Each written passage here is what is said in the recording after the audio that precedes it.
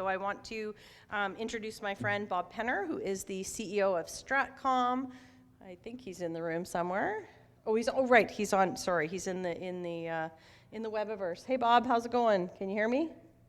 Hi, Suzanne. How are you? Good, thanks. I'm glad you're joining us. I'm going to turn it over to you. Bob's going to, I should have read that, it's in my notes. Bob's going to run us through some survey questions that were shared for us on an omnibus poll that we did. And then after Bob's done, I'm going to come back up and we're going to do some Q&A with folks. So over to you, Bob. Okay, thanks, Suzanne. Hello, everybody. Glad to be with you virtually. Sorry I couldn't be there in person, as I've been many times in the past at Columbia Institute events. I'm sure it'll be a great conference. So you've asked me to come in and just give a bit of an overview on the lay of the political land across BC and some specific questions that I worked with the team at Columbia on. As part of our regular omnibus polling that we do for organizations in BC and unions. So having said that, I'll just get going. But before I get going, somebody should just tell me that you can hear me okay and see the screen okay. Okay. Yes, everything's good. Okay, good. Okay, so my team and I did put this omnibus poll in the field in the end of February, the beginning of March, as you can see. I won't go through all the methods, but just to let you know that this is a pretty standard size sample with a margin of error of about 3%, and it's just out of the field, so it's it's quite current. So let's start with political indicators in the province, starting with top issues. So as you may see in media polling, they often ask the top issue. We do that as well, but we find more useful to ask like the 3 top issues so that the one issue doesn't dominate. You don't get a sense of what else people are concerned about. So this is an open-ended question. People could choose up to 3 answers, and you can see the responses on the screen there. No surprise, I'm sure, to any of you that are involved in politics or unions or NGOs in BC that cost of living is by far the most important issue at 62%, and healthcare being the second most. The third most is also really a cost of living issue, of course, which is affordable housing and rent, which of course you'll be talking about a lot, and then you can read down because housing is also there below that, environment and the rest. So I'll go to this next slide, which kind of shows how this has been changing over time. And apologies, it may be a little hard to read on your screen. It's even harder if we put this in a line graph. So I'll just highlight some of the numbers. On the top there, you can see the change because we run this omnibus, as you can see, almost every quarter, and we've been doing this for 3 or 4 years. You can see the trend line. So you can see how much cost of living has changed as the top issue since, say, May of 2021, if you can see my mouse there. So it's really gone up quite a bit. Healthcare is also up significantly. But some other ones I wanted to highlight here. Crime is not super high, but it's higher than it has been if you look back through the history of this polling. So that's just something to take note of. If you're involved in municipal politics, you may see this. If you're involved in provincial politics, you may see this. I think it's something worth noting. Often I've found that I've had to say in polling presentations in the past that crime isn't as big an issue as some people say it is, as sometimes right-wing parties or commentators say it is. And the data hasn't confirmed that. But now we're seeing some change in that number. Another interesting one, and I won't go through all of the data on this rather complicated slide, but let's look at economy, which is people get 3 chances to pick what they think the top issue is, and only 8% of them picked economy. And that's quite different in Canadian politics or provincial politics. If you look back earlier, you have like 20 up to a quarter of people picking economy. So that's just something interesting to note. So some of the social and affordability issues are really dominating. Another one that's interesting, and I guess we kind of know this, but it's having been through the COVID thing where COVID was dominating. If we look back here and we see COVID was 52% top issue in November 2020, and only 3% of people mentioned it now. So moving on to some political questions, which I hope you'll find interesting. This is the favorability of the three provincial leaders. Leader of the NDP is the most favorably rated politician or leader in the province, which is good for him. Off to a good start. Total favorability at 35%. He's still not as well known as some political leaders, certainly as not as well known as his predecessor, John Horgan. You can see there's 15% of people don't know him yet, or 7% don't have an impression. But of those that do, he's doing quite well. The leader of the Liberal Party is doing less well. He is essentially underwater, 21% favorable, 26% unfavorable, and a pretty high, but I've seen higher, but a pretty high, very unfavorable at 13.1%. I won't go through the rest of those, but looking at the trend line, this is the trend line of provincial favorability. So as we all know, John Horgan was a very favorably rated premier, particularly around the time of COVID, where his numbers really changed. If we had shown this series going back further, you would have seen the growth. So, around the time of COVID, he became quite well regarded by the population in BC. But that has been, and this it's not really publicly reported that much because there's not a lot of public domain polls, but actually John's popularity was in fairly steady decline, as you can see. He still was favorably rated, and he left on a favorable note. But if he had stayed, perhaps this trend would have continued. The new premier started less well known and less favorably rated, but the first reading, and I think this is one of the first readings that there is in the province, you can see that the early returns on David Eby's premiership are good. His favorability has gone up with the flurry of announcements that he's made. A lot of those announcements affect municipal issues as well as provincial issues. I don't want to put too much stock in that. That's still early on, but we could certainly say that that's a good start for the premier, and starting much higher than the other provincial leaders. So this is a standard indicator, as I'm sure you know, for the re-electability, amongst other things, of a government. Right track, wrong track, goes back many decades, comes out of the US originally, as a kind of proxy for how you would vote when there's not an election. I mean, it has other purposes as well, but that's one of its purposes. So the fact that the BC government is rated going in the right direction by a majority of the population of BC, as represented by our sample, is a good indicator for them.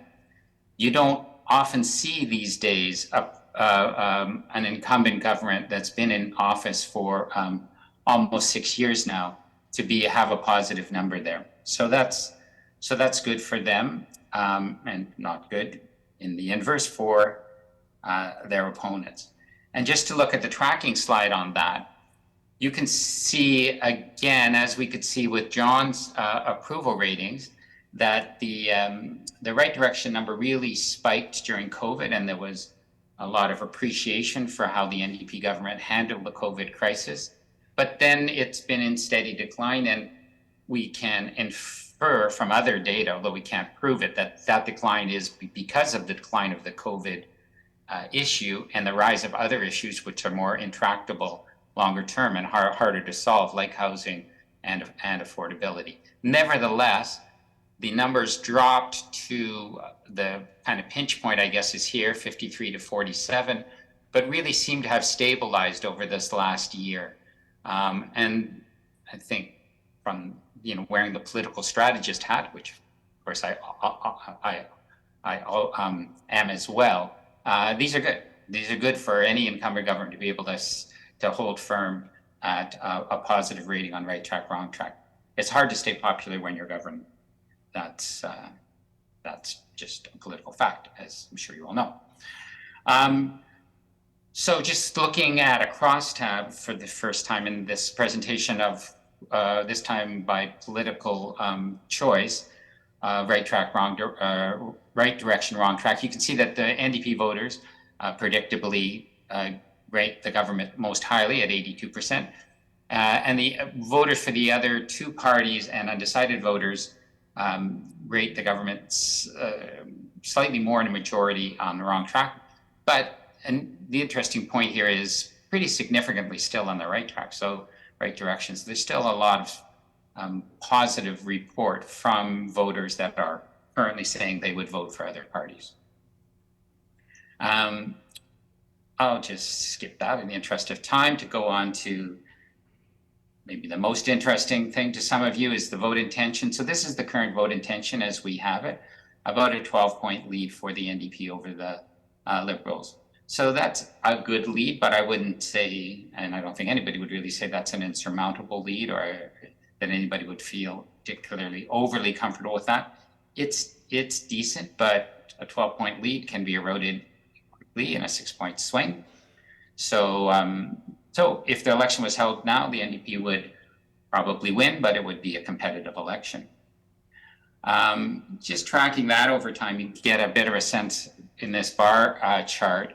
The gray bars here show were the last election. So just looking at the NDP, you can see that, first of all, it's interesting to note that the NDP actually underperformed its pre-election polling, at least our pre-election polling, quite significantly, but still won the election handily. Then it had a kind of honeymoon, as often happens after an election, but then the numbers have been steadily dropping to the first time that the NDP vote share at 43.6 is actually lower than what they had last time. I guess it's not the first time, but it's the lowest it's been since the election. It's still a decent number, but it's lower than that 47.7% number. And you can see here on the Liberals how they, even though they had a really terrible campaign and honestly a terrible leader, they still outperformed their polling and got almost 34% of the vote. So in terms of predicting, well, what would happen if there was an election now? Well, there's two different leaders, but you could imagine, as often happens, that the vote intention could tighten up. So enough on that. Just a little bit on the demographic breakdown of the vote intention. As you can see here, there's a pretty big gender gap. Men are more likely to support the NDP than support the Liberals, but only by about 5 points, 5.5 points, actually 6 points. But women, there's a 17-point gender gap. And we've seen that gender gap higher. I mean, it is actually quite incredible that the gender gap in BC compared to other jurisdictions or other polling that we've done over the year. There usually tends to be more support from women for progressive parties or for the NDP, but it's quite significant in BC. And actually, it was closer amongst men up until the time of COVID, and there were more men did report supporting the NDP because of their actions during COVID. So to point that out, and also an interesting fact here is the large lead that NDP has amongst older voters. And that also, historically, that has not been the case in BC, and it is generally not the case in other jurisdictions in Canada, but that changed significantly during COVID. It was during COVID when older voters had decided that the NDP was the party that they wanted to support. And although that support has eroded somewhat, which I can't show you here, but I have in other data, but you can see that it still remains a pretty significant advantage for the NDP amongst older voters. I'm not going to go over all of these crosstabs. There is going to be time for some questions after.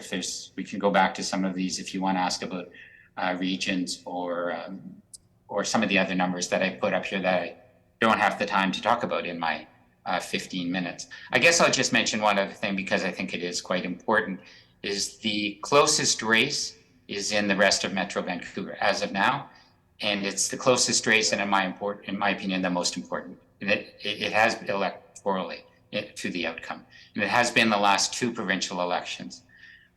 This is where the most seats are. This is where the most seats at play are. This is really what will decide. If the NDP holds its seats in Metro or picks up, it will remain in government. If it loses, a decent number of seats that it holds in Metro, the Liberals will be a government. I don't think that there's the likely or really the possibility of enough change in the other regions to, there could be change and those changes could be important, but the most important will be in the rest of Metro, no doubt. So on to some issues that we put in the poll specifically for the Columbia Institute, and we worked these out with Kevin and team. So the first one is support for or oppose the provincial government's setting up affordable housing creation targets for municipal governments. As you can see, it's overwhelmingly supported at 69%. The strength of support or the intensity isn't necessarily that high. 31% is good, but you find there are more people in the somewhat support category who maybe don't know enough about this policy or don't know that much about it, but on first read or on a read by them in our pool, they've decided they support that. So that's background to some of your discussions, I assume. And another announcement that has been made recently by the provincial government, as you know, is the support or oppose the decriminalization or possession of small amounts of illicit drugs. And that's supported. And you might not know that from some of the, if you listen to CKNW or other media or other commentary or discussion in the community, it's a kind of advanced policy. It's not something that's been done a lot. But despite that, one that potentially some people may feel carries risk or some risks. Nevertheless, it's supported almost by a majority, but certainly by a decent amount and more than those that oppose it. And looking at the crosstabs here, probably of most interest is just the total support and total opposed box. So if you look across that and say, well, which subgroups of the population support or oppose this, what you can see is basically they all do. So more men support it, women support it. Every age group supports it, although more younger people than older people, but even older people in a plurality support this measure. And it's supported in every region, although not to the same degree, and it's certainly supported more on the island than in the other regions that we organize the data for. So that's on the decriminalization of, that question about the decriminalization of drugs.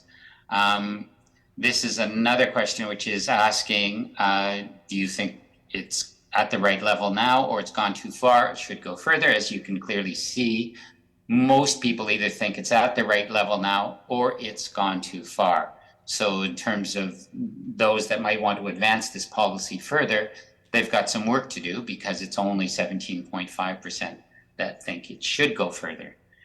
Now, we've seen and we've worked on some of these issues before, and that the trend has been once these policies get in place, that the support does grow significantly because people see that the harm or the risks that some people claim will happen or the damage that some people say may happen doesn't happen, and quite quickly they become more popular. So it'll be interesting to track back to see if these numbers are the same in 6 months or 12 months or 2 years.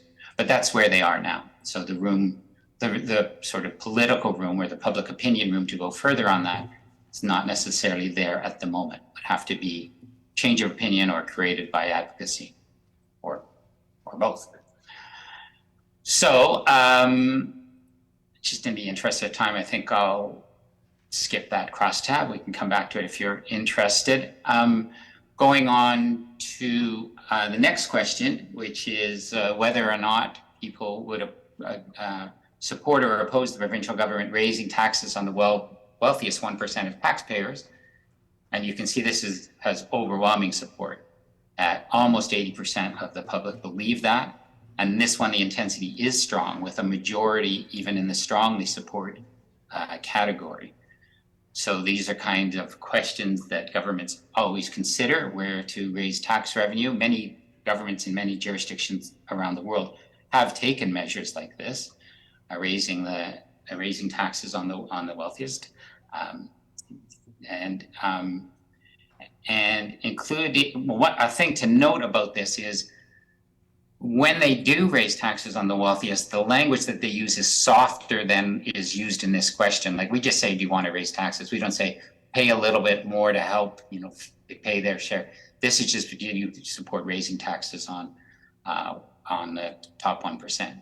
So a softer wording would have elicited, one assumes, a higher result. But in any case, it's clearly overwhelmingly supported. And it's supported predictably by NDP voters at 90%. But interestingly, it's supported by all voters, even Liberal voters, BC Green voters, undecided voters. We don't have a big enough sample, thankfully, I guess, in some ways, of Conservative voters, because there aren't that many of them, to cross-tab them. Maybe even Conservative voters support that. Who knows? So then the final, or the next question, we'll see if it's the final question, I can't quite remember, is on alternative community safety programs. So it's a kind of long wording here, which I won't read out, but it's trying to explain to people alternative community safety programs, alternative to traditional police response, and what people might think of that. And we don't love to have super long questions in our polls, but sometimes you just need to explain it to people if you're going to get a decent response from them, if they're going to understand the question you're answering them.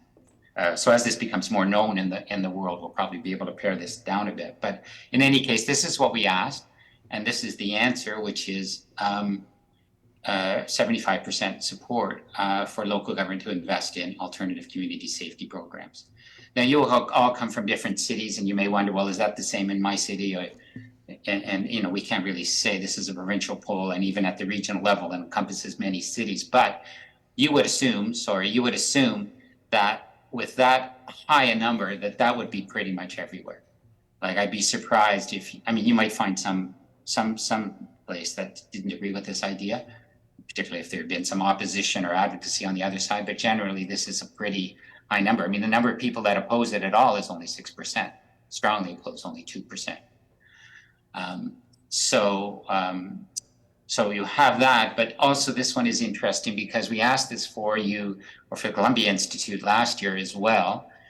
So we can see that the change, and a lot of times tracking the changes is as useful as the number itself. So you can see that the strongly support number has gone up almost 8% since last year. So it's more than the margin of error. So it's a real thing. There is more support for this as it's become more widely known, and the number of people that oppose it or that don't know has gone down, as you can see there.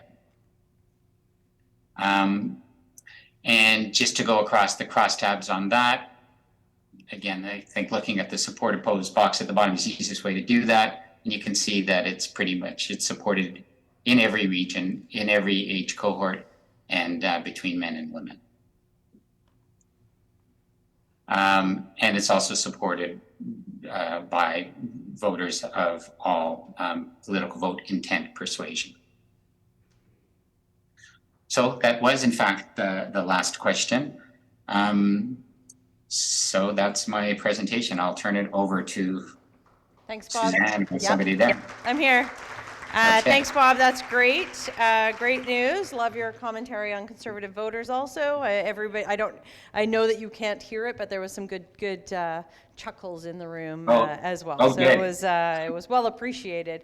I have time only for probably 2 questions. We are running a little bit late. I have someone in the back of the room with a microphone who will bring it to you. So if you have a question, please raise your hand. So we've got a question over here. Anyone else on this side of the room? Yep, go ahead. Yeah, just more of a comment, but I know that we're talking about local governments financing alternative methods instead of having police do it, but I think back to a municipality that's having a medical fire truck, and instead of lobbying the provincial government to provide better service for paramedics to be attending certain things, and having a municipality pay for it. It's sort of like downloading a provincial responsibility to local governments. So I think we need to be careful of what we're asking for when we're asking local governments to finance something. Sometimes the provincial government needs to fund some of the aspects of having alternative methods of dealing with some of these situations. Thanks for your comment. Does anybody have a question? And when you ask your question, if you could tell us who you are, that would be also lovely. Bob, I don't see any questions. You've filled them so full of information that their brains are probably just about ready to explode. But it sounded like a bit of a good news story to me as far as the polling goes. So thank you for all the work you do. Thanks to everyone at Stratcom for continuing to do this work, and I'm sure we'll chat soon. Thanks, Bob. My pleasure, Suzanne. Thank you, and have a good conference, everybody.